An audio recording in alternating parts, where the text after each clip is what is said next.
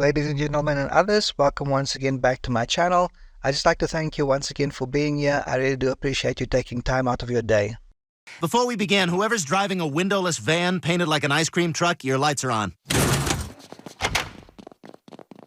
Okay, next, let's take a few minutes to talk about our new fake interests. So let's talk about Blue Eye Samurai. Netflix's Blue Eye Samurai is set in the Edo period in Japan.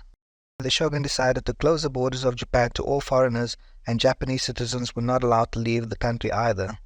This is an actual thing that happened in history. Foreigners were not welcome, and mixed-race children were seen as subhuman, as demons even. It's against this backdrop that our hero Mizu, who is a mixed-race person, embarks on a revenge quest to find the 4 white men who were in Japan when she was born, one of whom must have fathered her to give them some payback. At its simplest, Mizu is on a revenge quest, not necessarily against a specific person, but really against herself and the role she's forced to occupy in society. She lives in a society that tells her she is monstrous purely by being. This word is thrown at her throughout her life, a judgment passed on her by strangers. It's a word she applies to herself and embraces as part of herself. It is the way that she sees herself. It is a word that is such an integral part of her perception of self that she never makes a distinction between being forced to do monstrous things versus being a monster. And Mizu is a monstrous death machine. She will leave a trail of dismembered corpses in her wake and never lose a night's sleep over it. And neither will we, because the people she comes up against have it coming. They are, for lack of a better word, monstrous. Mizu faces plenty of villains throughout the entire series, starting from episode 1. The world is filled with horrible people that want to abuse their power and abuse those less powerful than them. The main villain for Season 1, though, is a character called Abijah Fowler, a thoroughly garbage human being and a fantastic antagonist. Abijah Fowler is a disgusting, filthy pig of a human, but is also smart and evil. He's an arrogant, vile, venal, vicious villain filled with resentment at his enforced isolation. He has learned the culture, arts and skills of Japan over the 20 years that he's been in isolation in Japan. Without his viewpoints changing one little bit, he still believes he's better than any other person. He still believes that the only place that Japanese people belong is under his boot heel.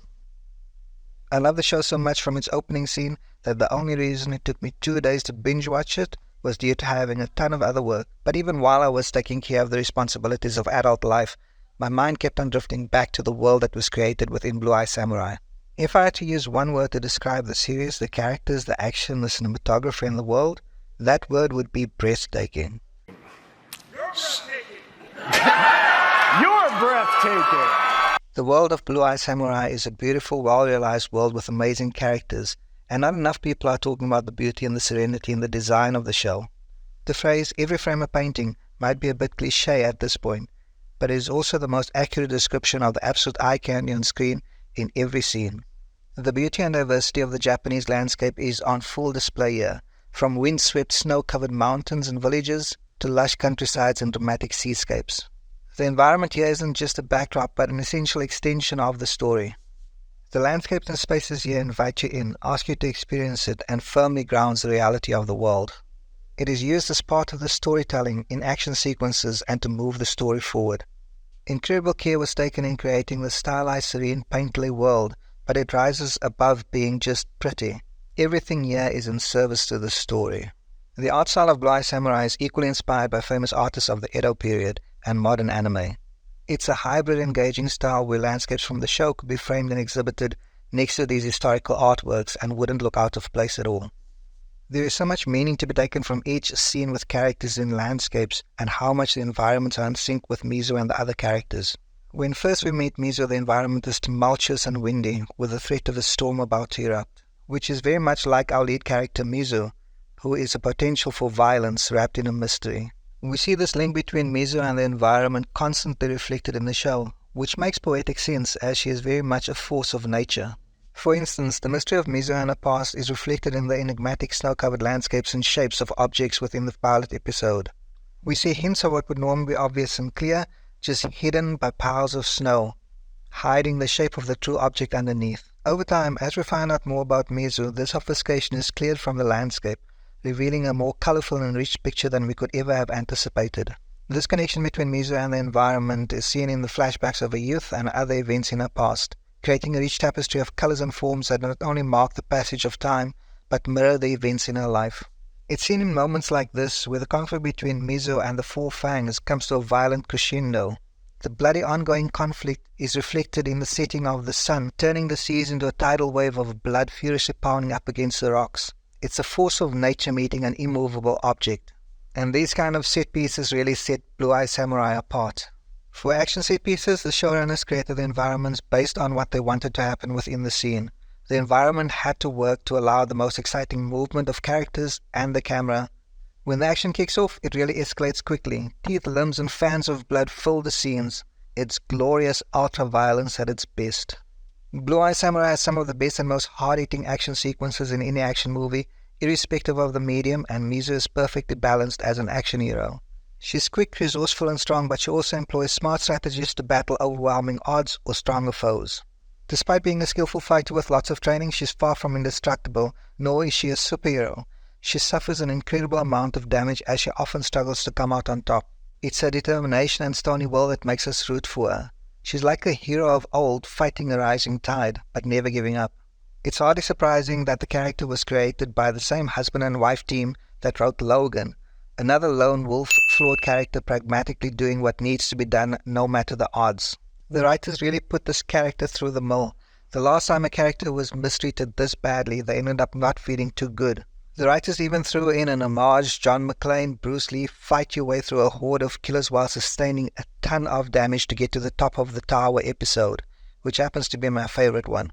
You'll know what I'm talking about when you get there. It's seldom these days that female characters are put through this much personal strife, pain, anguish, and defeat. And yes, I am saying that she's a strong female protagonist, but she's a real one, like Ripley or Sarah Connor. Like the best heroes, it's strength of character, not physical strength, that makes her exceptional. Is that like a personal attack or something? She's far from perfect. She's incredibly flawed and doesn't always do the honorable warrior code samurai thing. And this all stems from the abuse and the adversity she had to face through her life. Just as she can't escape or hide a distinctive eye color that marks her as a monster in Japanese society, she can't escape the emotional scars and damage done to her through violence and betrayal in her past. Mizo is a very complex character who embodies being a monster, and we are shown events in her past that made her so. But almost reluctantly, through forging new friendships, she is forced to create a family where she did not have one, to learn patience and acceptance of herself and others, to experience love and to start building trust and regaining a fairer sense of self. It's not her physical strength or training or discipline or fighting skills that make her exceptional as a character. It's her humanity that she tries to hide from the world to protect herself that makes her so relatable. And all of this happens organically. We, the audience, end up rooting for her, we end up shocked by her actions, and we also shed a tear for all the horrific shit that she was put through in the past. Blue Eye Samurai also has some of the most innovative narrative structures, effortlessly linking together many characters and their stories into a cohesive whole. The supporting cast of characters are great, and they are an integral part of the humanizing journey that the character goes on. All the people that she meets on her revenge quest make her reassess who she believes she is and how she believes the world sees her. From Swordfather, who takes her in as a child and uncritically raises her and teaches her how to craft swords, to Ringo, who becomes a useful ally, to Taigen, with whom she reluctantly grows closer throughout the series, to Princess Kimi, who, like Blue Eye Samurai, fights against the role that society has imposed on her.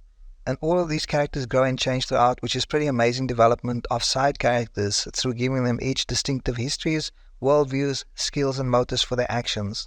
There is just so much skill and care and craftsmanship in how the story is put together.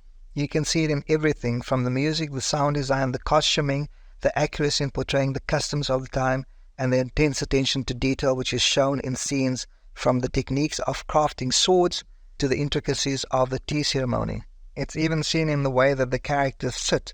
Instead of sitting cross-legged, in the Edo time period it became more fashionable to sit in a way that would numb the person's legs, and this was for a simple pragmatic purpose. It would make it more difficult for a samurai to jump up and betray the warlord and maybe chop his head off.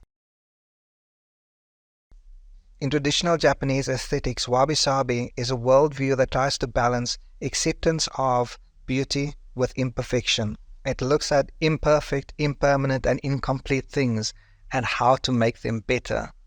And the idea behind it is that if something's absolutely perfect, it doesn't mean that necessarily has the right aesthetics. Sometimes a broken thing can be beautiful. At one stage in Japan, the tea ritual became something that was for the richly courtly people. In the Edo time period, it was brought back to being something much more simple, and the idea of wabi-sabi ties into that. Instead of having the most expensive porcelain from China, the idea was to use more simple objects and to rather fix those imperfect things and make them part of the tea ceremony. It was meant to ground the ceremony. Blue Eye Samurai, the TV show, might be the most perfect thing I've ever seen. But it's made that way because Mizu is a broken, imperfect thing, made more so by her actions. In the show, it becomes obvious to us that her imperfections can only be fixed through the friendship and trust of the friends that she will make along the way. So, exactly how good is the show?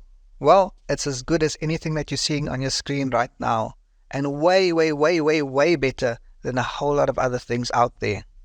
There is so much love in the show and almost nothing to hate.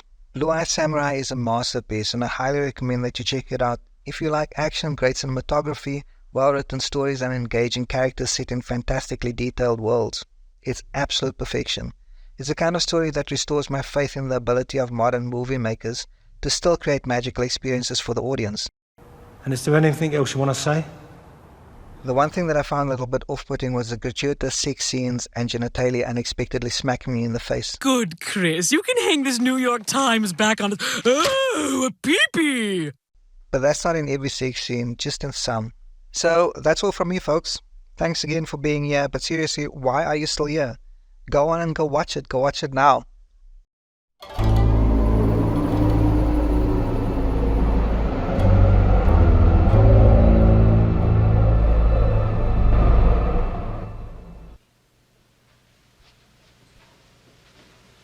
You're still here? It's over. Go home.